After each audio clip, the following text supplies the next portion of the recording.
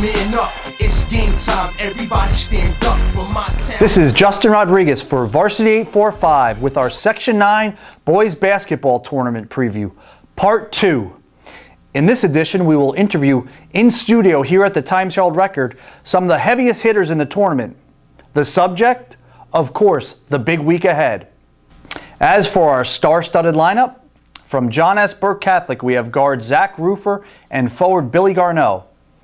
The pair helped the Eagles to the Class B state championship last year, and the Eagles are gunning for a repeat. From Washingtonville, we have guard Joey Picone and coach Todd Rose. Sure, the big three in AA, Kingston, Middletown, and Newburgh get all the attention, as they should. But as everyone knows in Section 9, Washingtonville is a dangerous AA team. Next up after the Ville is SS Seward forward Anthony Bailey and coach Rob Gravel. Gravel has the Spartans in contention every year, and once again, Seward is in contention for the Section 9 Class C title. We start off with Rufer and Garneau. Just tell me, I know you guys, your season is built around the postseason. How excited are you? You know, the postseason is about to start for you guys. We're very excited.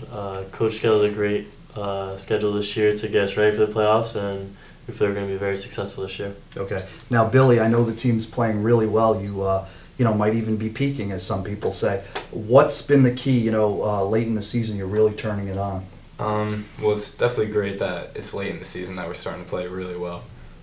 Like Zach said, it's the schedule, the way it was put together, we're starting to play really well. And sharing the ball, we're playing great help defense, we're just doing all the little things right. Okay. Now also for you, Billy, you guys have all these blowouts, and Coach Janesco, and you guys are really good about it. He sits you pretty early. I mean, there's games where I think you guys have played 2 quarters. How do you stay sharp, when you're not playing? You guys have done a good job about that. We have to, especially in practice, we have to treat them as if they're games, and we have to work really extra hard in practice because we don't get that extra practice in the game, Okay. So.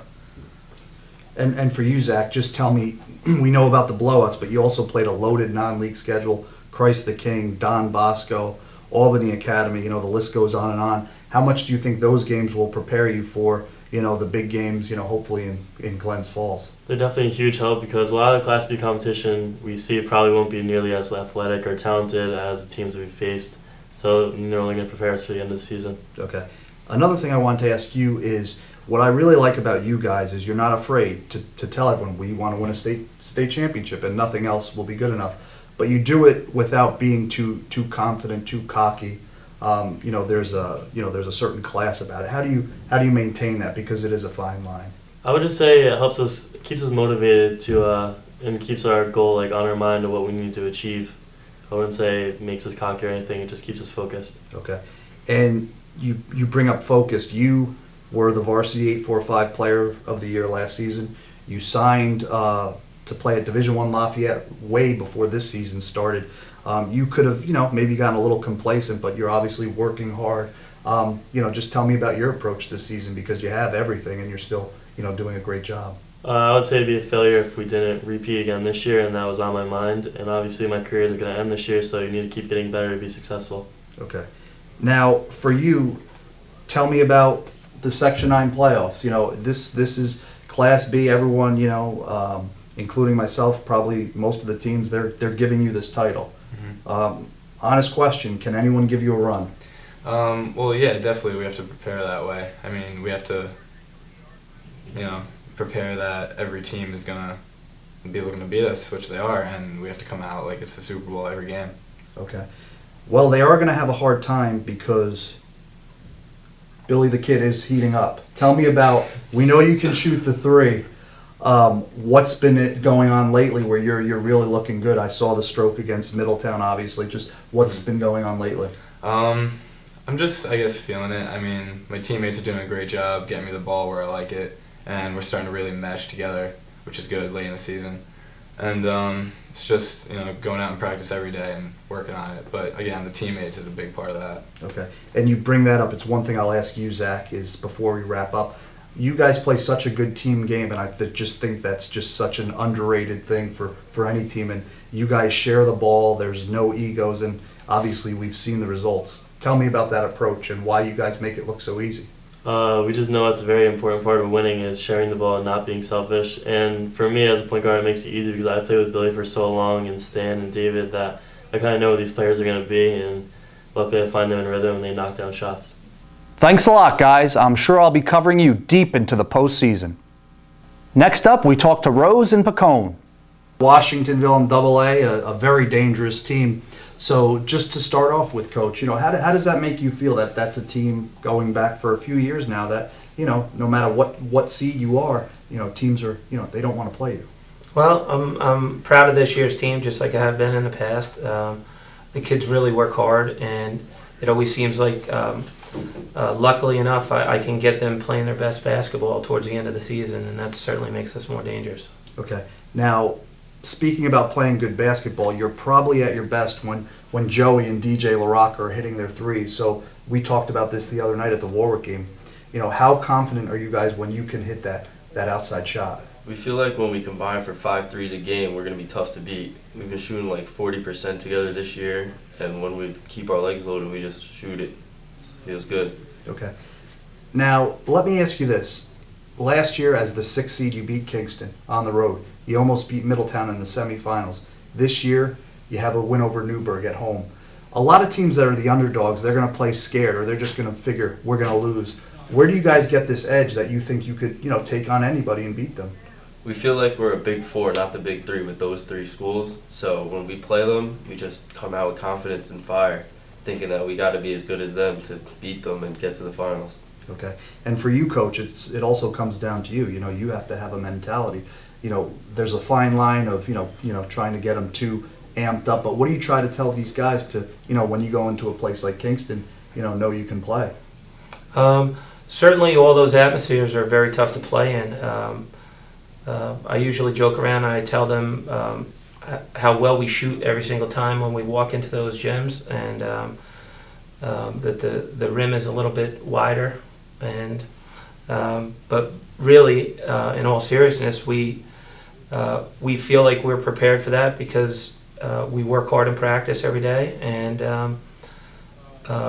in the past, we've gone down to the Bronx and we play in a summer league down there, and play a lot of different city schools and very good players. And we feel that that's another reason and gives us an edge, so that when we walk into these gyms, we're not intimidated at all. We want to prove that we belong with the other big 3.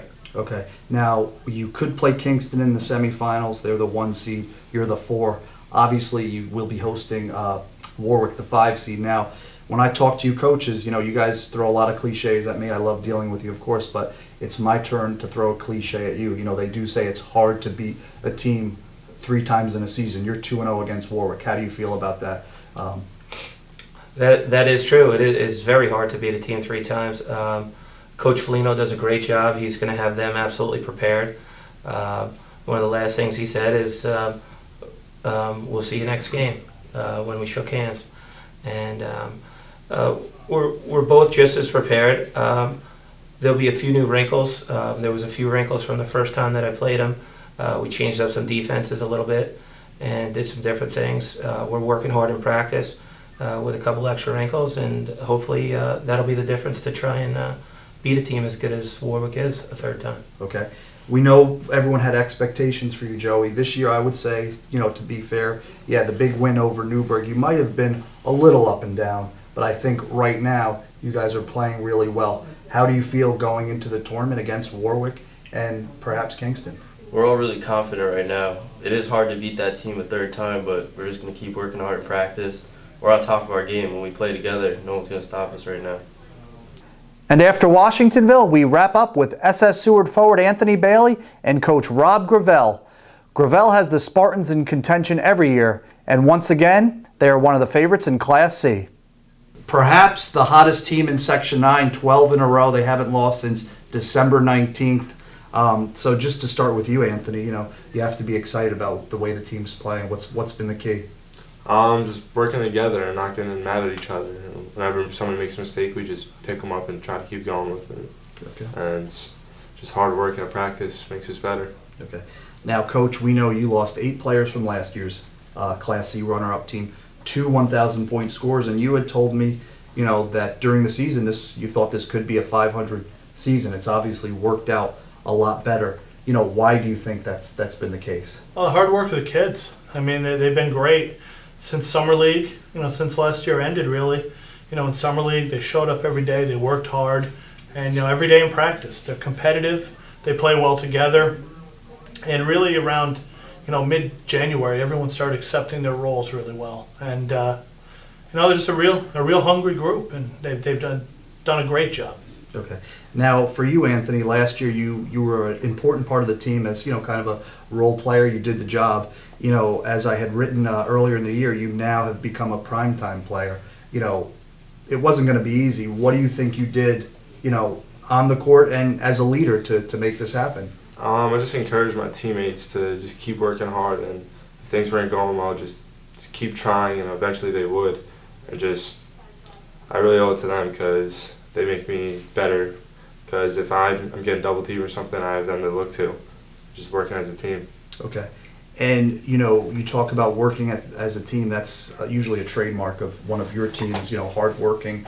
There's some other guys who've stepped up. Point guard Kevin Smith, a guy like Isaac Rodriguez, who was buried on the bench and has become a defensive stopper. That's what you've asked of him. And obviously Sean Howell in the middle. How important was it for all of these pieces to come together? Oh, tremendously. I mean, Isaac really takes a lot of the worry out of your defensive planning. Whatever defense we like to play on that particular night, he draws the other team's best player, and he's done a great job with that. Sean has played his best games against the best big men. Right.